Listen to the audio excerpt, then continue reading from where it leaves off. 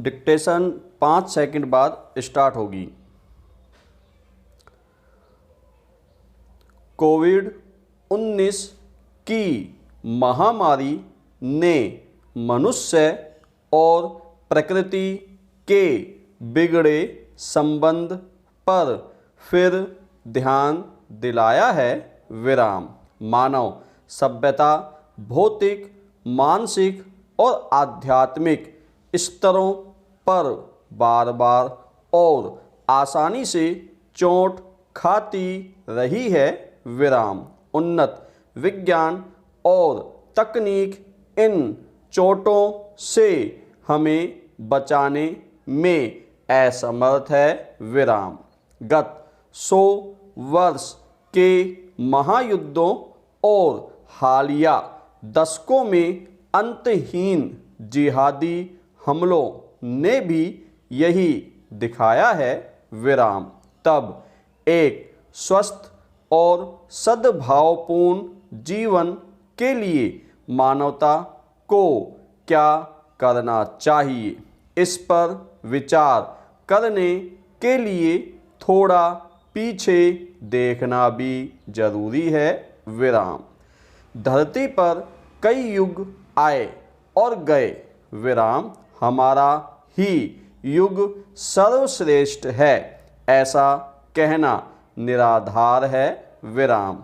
एक अदृश्य तुच्छ कण जैसे कोरोना वायरस के सामने हमारी असहायता इसका संकेत है। विराम। तुलसीदास के जीवन मरण विधि हाथ में यही चेतावनी थी। विराम। जीवन और प्राण अखंड है। विराम। सबके शक्ति स्रोत एक हैं। विराम।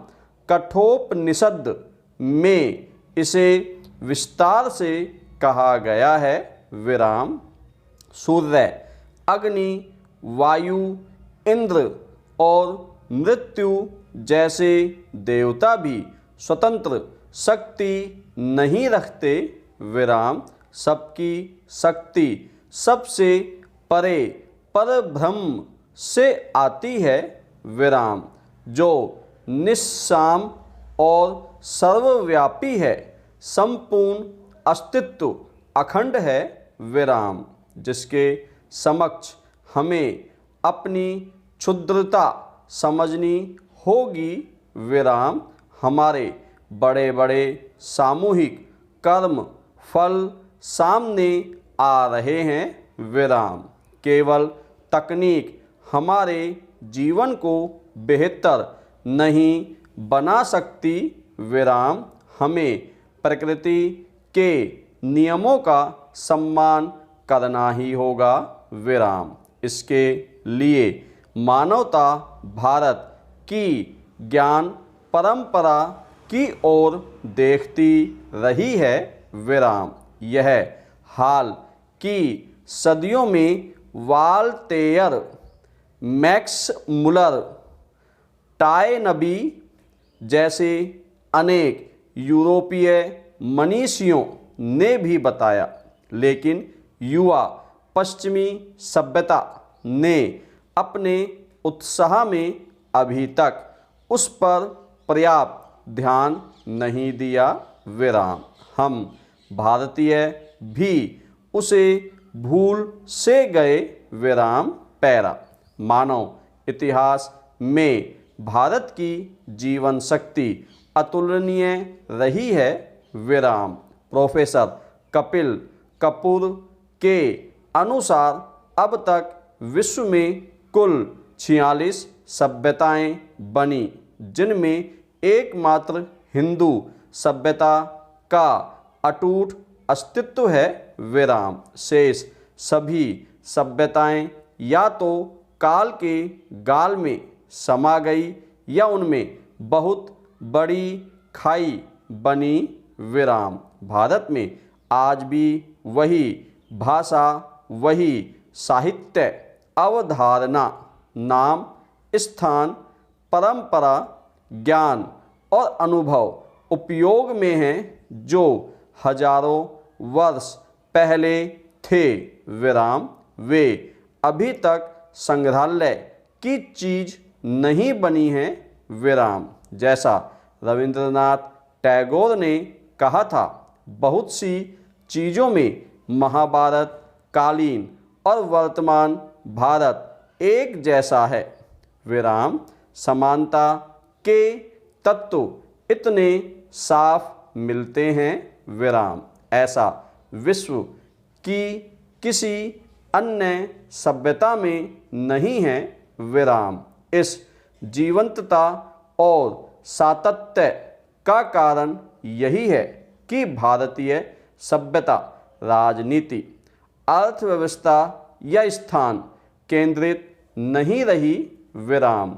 इसका संपर्क संपूर्ण अस्तित्व और बृहत्तर चेतना से रहा है विराम। उपनिषद इसके प्रत्यक्ष प्रमाण हैं विराम। उनमें मौजूद सत्य देश काल या समाज की सीमाओं से परे सार्वभौमिक प्रतीत होते हैं विराम। उसी की सरल प्रस्तुति गीता में है विराम। एशिया यूरोप अरब और अमेरिका के भिन्न भिन्न ज्ञानियों ने भी इसे नोट किया है विराम। भारत आदिकाल से विश्व सभ्यता के लिए एक ज्ञान स्रोत है विराम। योग और आयुर्वेद मंत्र की ऐसा उपकरण मानते हैं जिससे उद्वेलित मन शांत होकर समाधि स्तर को छू सकता है विराम पैरा। हम आज तकनीकी के युग में जी रहे हैं, लेकिन हमारी मूल शक्ति हमारा विवेक आंतरिक चेतना में है, न कि किसी बाहरी हुनर पर विराम। बाहरी हुनर का महत्व है किंतु सीमित विराम, जबकि चेतना अपनी आंतरिक देवात्म शक्ति से चलती है विराम। इसकी बुनावट या गति किसी बाह्य उपकरण पर निर्भर नहीं है विराम। आधुनिक योगियों ने इसी को आंतरिक योग कहा है विराम। अब हमें ऐसे नए योगियों की चाह करनी चाहिए जो तकनीक को सार्वभौमिक चेतना से निर्देशित करने में हमारी सहायता कर सकें विराम। केवल सूचनाओं का भंडार दिमाग में भर लेने से हम कहीं नहीं पहुंचते विराम। सूचना प्रौद्योगिकी की उपयोगिता के साथ इस सत्य के प्रति भी सजग होना आवश्यक है विराम। हमारे संपूर्ण कर्मों का सामंजस्य प्रकृति और मूल सत्ता के साथ होना चाहिए विराम। मनुष्य का स्वास्थ्य भी इस सामंजस्य पर निर्भर है विराम। योग और आयुर्वेद हमारी आंतरिक ऊर्जा को संतुलित करते हैं विराम। रोगों से बचने लड़ने में शक्ति देते हैं विराम। आधुनिक दवाएं वायरस बैक्टीरिया को तत्काल नष्ट करने का प्रयत्न करती है विराम। इसमें कई अनपेक्षित परिणाम भी साथ ही देती है जिन्हें साइड इफ़ेक्ट कहते हैं विराम। उसके उपचार के लिए अन्य दवा ली जाती है विराम। इस तरह लोग दवाओं पर अत्यधिक निर्भर हो जाते हैं विराम। इसी कारण अमेरिकी यूरोपीय लोगों की सहज रोग निवारक क्षमता यानी इम्यूनिटी कम हुई है विराम। प्राणायाम के संबंध में स्वामी रामदेव का यह दावा वृथा नहीं है कि नियमित प्राणायाम करने वाले कोरोना से मुक्त रहेंगे या उससे बच निकल आएंगे विराम। प्राणायाम से हमारा श्वसन तंत्र विशेषतः सशक्त होता है विराम। प्राणायाम को मात्र व्यायाम समझकर ग्रहण करने वालों को भी लाभ होता है विराम। इसी कारण सऊदी अरब की सरकार ने भी इसके प्रथम भाग की शिक्षा देना स्वीकार किया है विराम पैरा।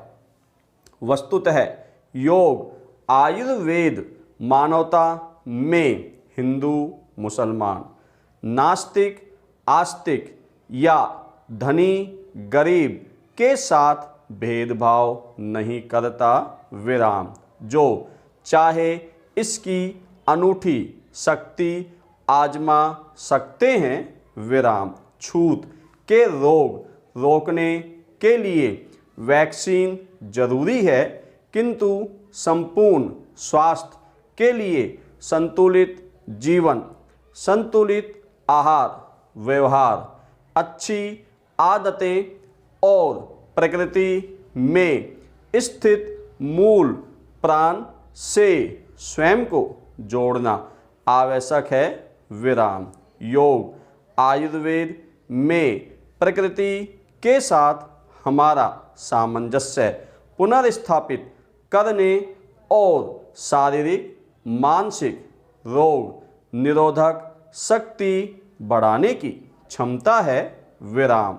यह कोरोना बाद के युग में एक मूल्यवान सबक हो सकता है विराम। हमें अपने आंतरिक और बाह्य पर्यावरण के बीच संतुलन पुनः बनाना होगा, जो सदियों से बहुत से समाजों में टूटा हुआ सा रहा है विराम। हिंदू धर्म इसका मार्ग दिखाता है विराम। मानवता को एक नई भारतीय अर्थों वाली धर्म सभ्यता की आवश्यकता है विराम।